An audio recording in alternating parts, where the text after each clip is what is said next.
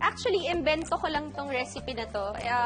Paborito po ito ng mga anak ko and they call it Mommy's Best Tuna. Wow! Yep. Mahilig po kasi kumain ng tuna yung mga anak ko and at the same time, they like eating it with medyo creamy na sauce base. Tapos syempre, dahil mga bata, sinisingitan ko na rin po ng gulay. Galing. Pero yung mga anak ko naman, thank God, hindi po problema ang pagkain ng gulay. Paborito nilang kumain ng gulay. But this is something very quick and easy for all the moms out there. Pwedeng pangbaon. And pwede nyo rin po itong gamitin na rice topping. Pwede rin siyang topping for pasta sauce. Pwede rin naman siyang for mga crackers. Wow! Ganyan. We'll start with 1 whole white onion and then isa-slice lang natin siya ng manipis. So there you go. Matagal-tagal nang hindi praktisado yung kamay kong Okay lang. mag-professional slicing. Okay lang. Ganyan din ako nung araw eh. Ang sarap ng pakiramdam, ate, di ba? Pag yung anak mo, gustong-gusto yung niluluto. Yeah, tsaka actually, walang halong, ek-ek. Favorite talaga ng mga anak ko. Pag niluluto ko to, talagang madami silang nakakain. And nire-request nila na, Mama, gusto namin baon, kahit everyday. Wow! Type nila. Ganun nila. Then we'll set that aside. Actually, yung pagdagdag ko ng pimento, chef, not everybody knows, actually, I sell kasi cheese pimento. Gumagawa po talaga ako. Pero parang naging seasonal yung pagbenta ko ng cheese pimento. Kung nagkakataon, parang Pasko lang ako nagkakaroon ng time. So, kaya ko na idagdag sa recipe itong pimento kasi nung time na nag-iimbento ako nito, may mga sobra akong lata. Okay. So, ito namang pimento natin, iaano lang din natin to, rough chop. I always start with a little oil para hindi mag-burn yung butter. Yes. So, let's add our onions. Tapos ako, I like putting a little salt when ewan ko, gusto ko lang, parang sinuswet ko yung onions. Nilalagyan ko siya ng konting asin. We will add our pimento. Canned corn, and then just drain it. You can use frozen carrots and peas or pwede rin naman yung fresh tapos i-blanch nyo na lang. Okay. And then ito sliced button mushroom. Tapos yan, pwede na natin siyang i-mix ngayon. Ganda ng kulay, oh. Tapos I'm gonna set aside a little of the sautéed vegetable para for presentation later. Pang ping-ping natin, chef. Ganon. Diba? Para Ganun. Ganun. Sige. Oo.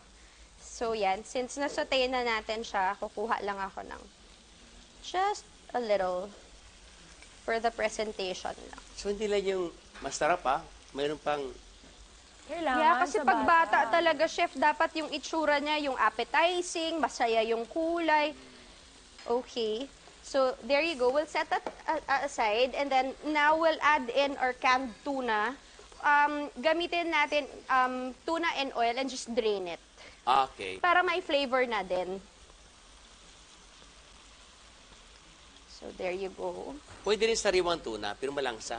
Oo, chef, parang hindi siya masyadong okay for kids. Tama na lang. So, Pwede one there. lang. One tuna. Oo nga, no? Bigla ko napaisip, chef. Ikaw talaga. Masyado kasi seryoso. Ay, oo nga naman. Pwede Kasi naman one tuna. Yan. Tapos sige, iganyan lang. Sarap. So now, what we're gonna do is, ibabawasan natin yung apoy to its medium setting or the lowest setting. Kasi ang ilalagay na natin ngayon is the canned mushroom soup. Oh! Yeah, this one. Yung cream? Yeah, creamed mushroom soup. Yan. Oo nga naman. So we'll just add that. That's for to thicken the sauce. Kasi kung puro cream din, parang medyo nakakaumay. So, ganyan. Wow! And then we mix that in. We will add a little water to, makita natin yung consistency niya. Kung super lapot, pwede nating dagdagan ng water. Optional lang. Yeah, oo. Or pwede rin naman siyang thick talaga kung gagamitin natin siya as rice topping. If you're gonna use it naman for pasta, gawin nyo siyang medyo saucy. Mhm. Parang mas mas thin yung sauce niya. So there. And then last, we'll add cooking cream or pwede rin namang cooking cream kung may available. All-purpose cream. Pwede ring all-purpose cream. Hindi naman big deal kung anong cream ang available. So, para hindi siya mag-break, make sure na medyo mababa na yung Apoy. temperature. Tama, correct. So, we'll add that in. Sarap nga yan. Creamy. Tapos, burritos. Pwede rin, chef. Actually, madami talaga siyang possible na elements na kumbaga kung saan mo siya gustong ilagay. Dami nga naglaro sa isip ko eh. Oo, madami siyang pwedeng Isang ganyan lang, ang dami kong naisip. Dami siyang pwedeng gawin. And now, we will season it with salt and pepper. And then lastly, we'll add sugar. Actually, itong consistency niya ngayon, happy na ako sa kanya kasi gagawitin naman natin siya for rice topping. Wow. Pwedeng on top, pwede rin naman on the side. But Wow. today, let's do it naka-sides para pwede natin ilagay yun. There you go. Magawa nga yan sa mga apo. And then, chef, go. Yes. Let's do the magic thing. Ay, ah. Ping, Okay. ping. Sabay tayo, chef. Okay. Sure. Okay. So, And yeah. go.